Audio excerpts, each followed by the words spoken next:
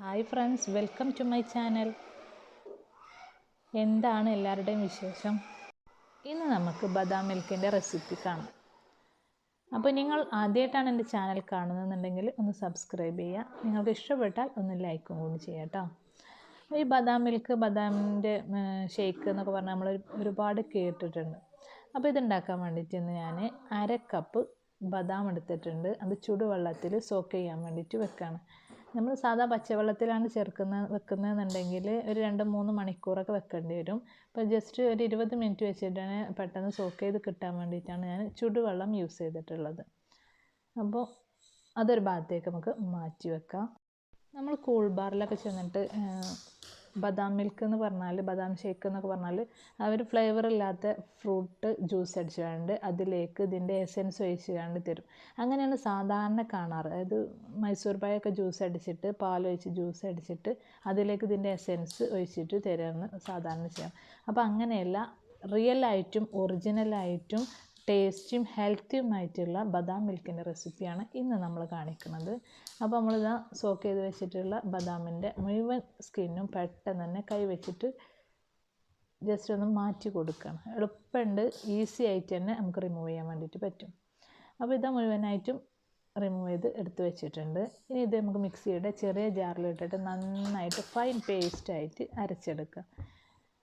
ഈ മിക്സിയുടെ ചെറിയ ജാറാണോ, ഏത് ജാറാണോ നിങ്ങളുടേത് ഏറ്റവും ഫൈനായിട്ട് പേസ്റ്റ് ആവുന്നത് അതെടുക്കുക കേട്ടോ.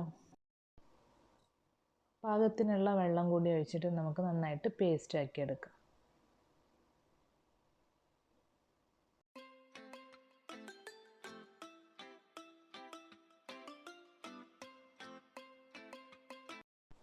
ഇതാ നന്നായിട്ട് അരഞ്ഞ് കിട്ടിയിട്ടുണ്ട്. തരി ഒന്നുമില്ലാതെ നല്ല ഫൈനായിട്ട് അരഞ്ഞ് തന്നെ കിട്ടിയിട്ടുണ്ട്. ഇനി നമുക്കൊരു കടായി അടുപ്പിലേക്ക് വെച്ച് കൊടുക്കാം.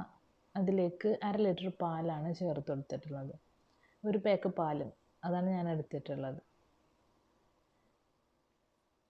വേണമെന്നുണ്ടെങ്കിൽ ഒരു ഗ്ലാസ് വെള്ളം കൂടി ചേർത്ത് കൊടുക്കാം. ഞാൻ വെള്ളമൊന്നും ചേർത്തിട്ടില്ല.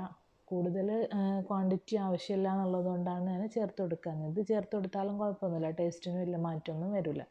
ഇനി നമ്മൾ മിക്സിയിൽ അടിച്ചെടുത്തിട്ടുള്ള നമ്മുടെ പേസ്റ്റ് ഉണ്ടല്ലോ, അതായത് ബദാമിൻ്റെ പേസ്റ്റ്, അത് മുഴുവനായിട്ടും ഇതിലേക്ക് ചേർത്ത് കൊടുക്കുക.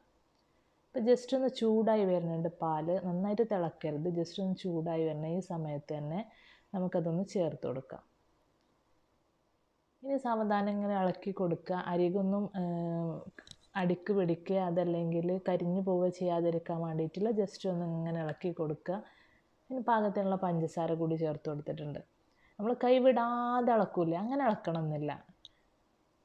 അങ്ങനെ ഇളക്കേണ്ട ആവശ്യമില്ല. അത് നമ്മൾ കസ്റ്റാർഡ് പൗഡറൊക്കെ ചേർത്താൽ നമ്മൾ കട്ട പിടിക്കും, അല്ലെങ്കിൽ അടിക്ക് പിടിക്കും, അതിൻ്റെ കൺസിസ്റ്റൻസി മാറുമെന്ന് കരുതിയിട്ടല്ല നന്നായിട്ട് ഇളക്കൂലേ, അങ്ങനെ ചെയ്യേണ്ട ആവശ്യമില്ല.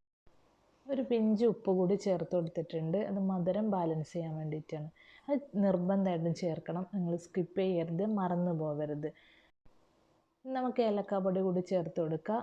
ഇനി കൂടുതലായിട്ട് അടുപ്പിൽ വെക്കേണ്ട, ജസ്റ്റ് ഒരു തിള വന്നുകൊണ്ട് തുടങ്ങുകയാണ്.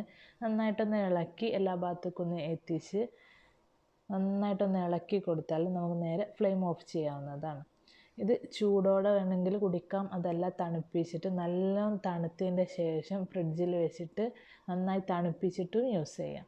എങ്ങനെ ഉപയോഗിച്ചാലും നല്ല ടേസ്റ്റാണ്. അതുപോലെ തന്നെ ഇതിൻ്റെ കളർ ജസ്റ്റ് ഒന്ന് ചേഞ്ച് ചെയ്യണമെന്നുണ്ടെങ്കിൽ സാഫ്രോൺ, അതായത് കുങ്കുമപ്പൂവ് ജസ്റ്റ് ഒന്ന് അതിൽ ഈ സമയത്ത് ഇട്ട് വെക്കുക. അപ്പോൾ ഇളം മഞ്ഞ കളറിലും ഇത് യൂസ് ചെയ്യാം. അപ്പോൾ ടേസ്റ്റിനൊന്നും വലിയ മാറ്റമൊന്നും ഉണ്ടാവില്ല, കളറിന് ചെറിയൊരു ചേഞ്ച് ഉണ്ടാവും, അത്ര തന്നെ. അപ്പോൾ ഇത് നമ്മുടെ ടേസ്റ്റിയും ഹെൽത്തിയുമായിട്ടുള്ള ജ്യൂസ് ഇവിടെ റെഡി ആയിട്ടുണ്ട്. നിങ്ങളെല്ലാവരും ട്രൈ ചെയ്ത് നോക്കുക. ഒരു പ്രാവശ്യം ഉപയോഗിച്ച് തീർച്ചയായും ബദാം കിട്ടുമ്പോൾ നിങ്ങൾ ഇങ്ങനെ ഉണ്ടാക്കുകയുള്ളൂ. ഇന്നത്തെ റെസിപ്പി നിങ്ങൾക്ക് ഇഷ്ടമായെന്ന് വിചാരിക്കുന്നു. ഇനി മറ്റൊരു വീഡിയോയുമായിട്ട് നമുക്ക് വീണ്ടും കാണാം. അതുവരേക്കും അസ്സലാമു അലൈക്കും.